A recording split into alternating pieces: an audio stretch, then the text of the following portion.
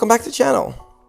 So since we kind of finished the dashboard of the Pony and we're trying to wait on the next mods which are coming up, stay tuned. I got a couple of them in pipeline. See, the Pony is resting over there, just waiting for the next things. Figured it's time to do the brakes on the Mazda. That's the other vehicle that we have, which is I'm actually really impressed with it. It's 2015. We got 89,000 miles on it, and damn, gas and oil and a set of tires. That's it. Haven't done anything to the car in 80,000 miles, mate.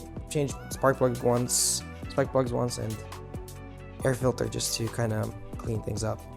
That's about it. But starting to hear the little screech when driving down the road. Figured it's time to do the brake pads on it, so we're gonna film ourselves, make a quick video out of it and show you how it's done.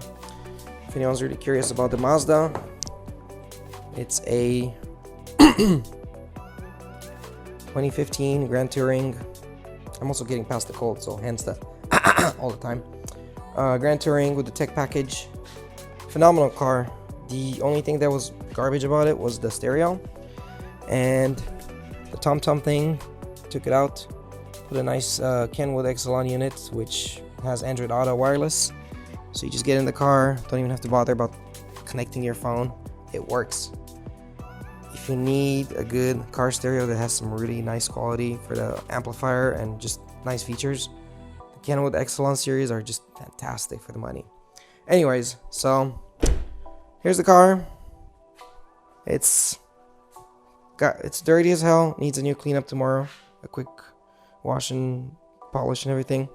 But yeah, let's get the brakes changed and see how long it's gonna take us.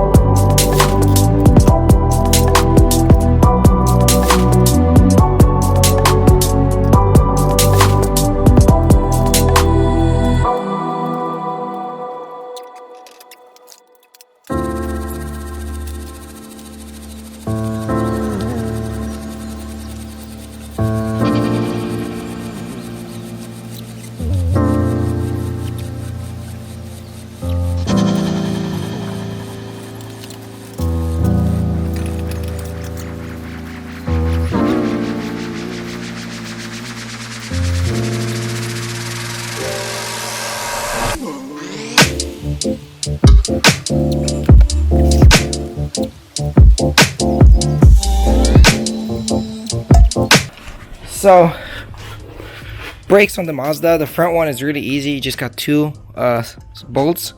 You unbolt, caliper comes up. You use the nice caliper tool to just push the caliper back into the piston back into the caliper. Spread out so you can just go back and just slide the caliper on the new pads without having to, force yourself on it.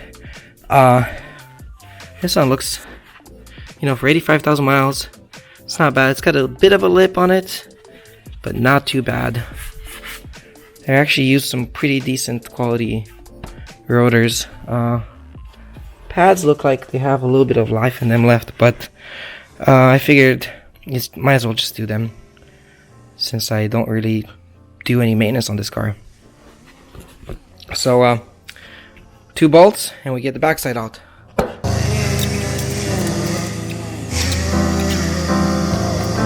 The bolts are barely tightened up, just a little bit of, just until they feel tight, and just apply just a little bit of pressure. But makes things very easy and nice when you have to do the brakes, and you don't have to like put a giant breaker bar or anything like that. Once again, always be extra careful when you change pads. Do not break this, because then you're screwed. And yeah, they're pretty, I mean, they got some life on them. but they don't seem that, I don't know.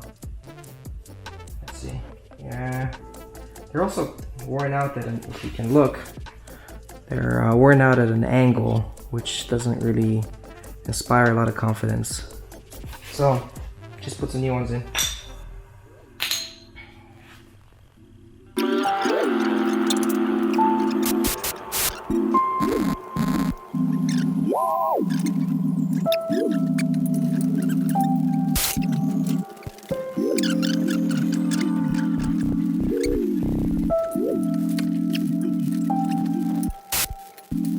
That was it. We're gonna do one for each side, I guess. Alright. Before I break the camera too much, let's put the second one same way. So see, it's got a little cut indentation. It looks like it just fits in one side. So we're gonna do that in here. Okay. This goes here.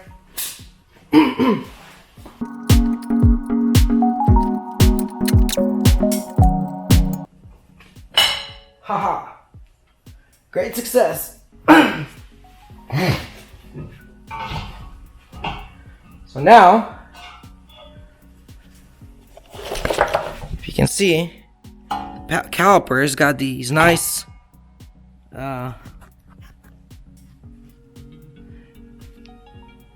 four indentations, and those are supposed to match with okay, let's see, it's supposed to match with one of these tools, and you're supposed to kind of put them, you know, on the caliper. Whoops. Stupid. So they go on the caliper, and they're supposed to twist the caliper inside as it pushes. So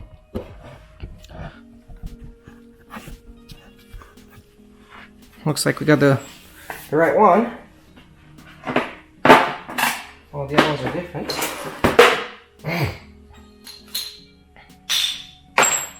So this goes on like that. We gotta adjust this guy. Put it in. Okay. Oh yeah, definitely a lot more.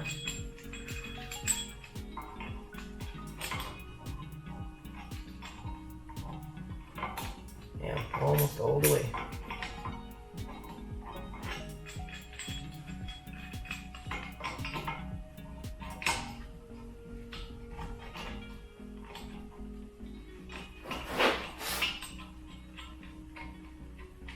Alright, it's in. Now, we tighten up.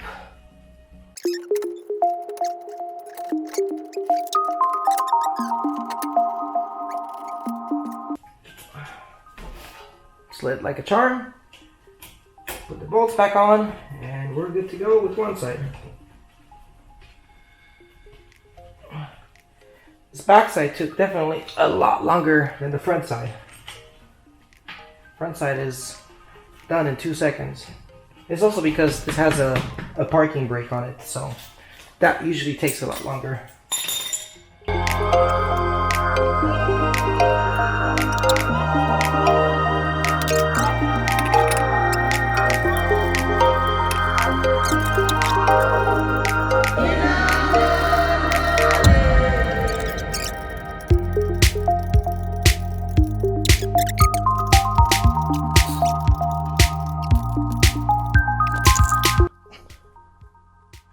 Okay, there you have it.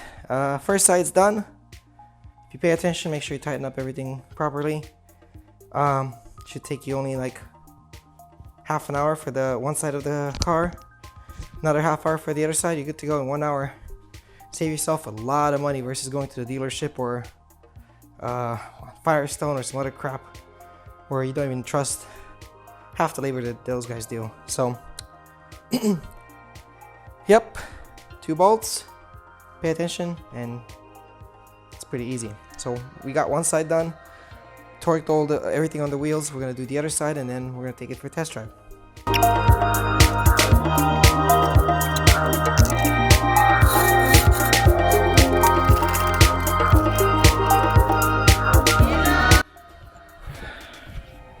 What the heck? Looks like the wife, since this is her car and she drives it most of the time, took a very nice curb somewhere, because this is nasty. I don't know where the heck this is. Hopefully it'll come out. I don't really want to have to buy new wheels, but looks like it's just some rubber something. Alright, back to the normal grind.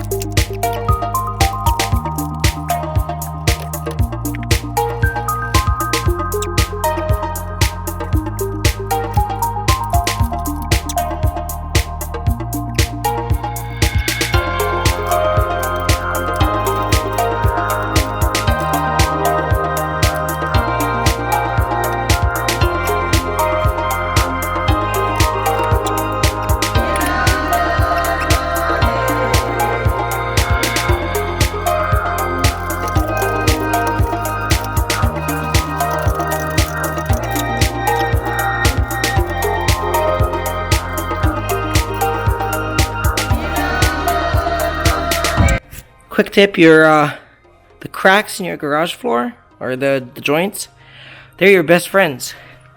Dump the lug nuts this way, they never roll away. If you put them in here, they could just like go around. Drop them here, they're always going to be here.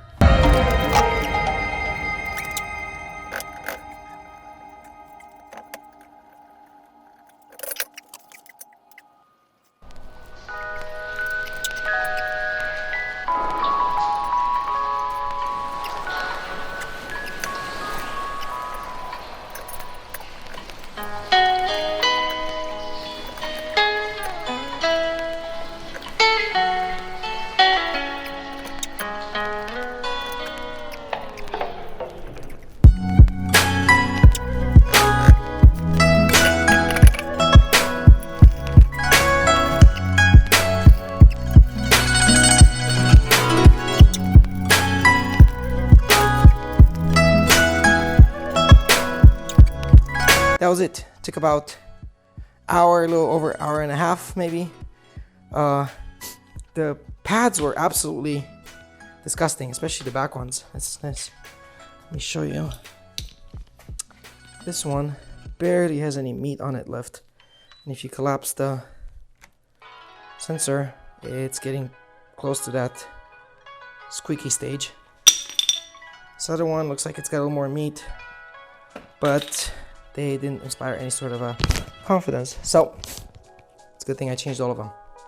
Time to take the car for a quick test drive, make sure the brakes are good, and then plan for the next thing, which is let's see if I can give you a quick sneak peek on what's coming down the pipeline. If any of you guys are familiar with Department of Boost, I got the Titanic heat exchanger that's going onto the Mustang. We also have to replace the rear sway link, which is somewhere in the garage in the back side. I also have to do, let's see, the steering rack on the Mustang is leaking a little bit, so we're going to be taking that out completely, and we're going to go for a e-pass, which is also known as electronic power steering. So we're gonna get that done on the car, and then we gotta tune the car, and we'll see what other projects I can come up with. But so far, Titanic heat exchanger, the sway link, as you can see, it's right here, the sway link. I haven't done this one yet because I have a Watts link in the back, and it looks like it's going to be a little bit of work to get that done. I've been avoiding it, but that's going to go in soon. And yeah, heat exchanger, as I said. So it's going to be a fun little spring. As always, thank you for watching, and subscribe if you want to watch any of my future videos. Have a good one.